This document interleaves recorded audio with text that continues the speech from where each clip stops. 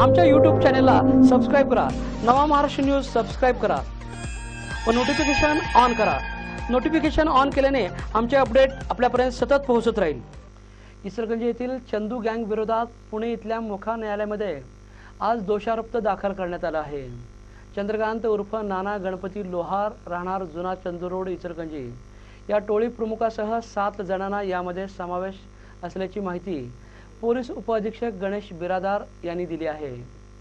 चंद्रकांत लोहार याच्यासह त्यांच्या साथीदारांनी परित्यक्त्या महिलेला पोटगी मिळवून देतो असं आमिष दाखवून तिच्यावर अत्याचार केल्याप्रकरणी शिवाजीनगर पोलीस ठाण्यामध्ये गुन्हा दाखल झाला आहे। त्याच्यावर खुनाचा प्रयत्न, मारामारी यासह अनेक गंभीर गुन्हे दाखल असून त्याच्या 6 साथीदारांविरोधात मोकाअंतर्गत कारवाईच्या प्रस्तावाला विशेष पोलीस महानिरीक्षक विश्वास नांगरे पाटील यांनी मंजुरी दिली होती।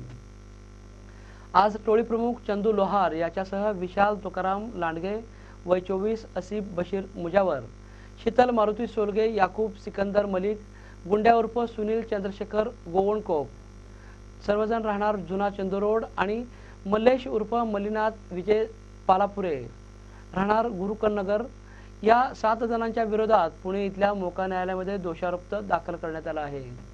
या गुन्ह्याचा तपास पोलीस उपअधीक्षक गणेश बिरादार यांनी केला।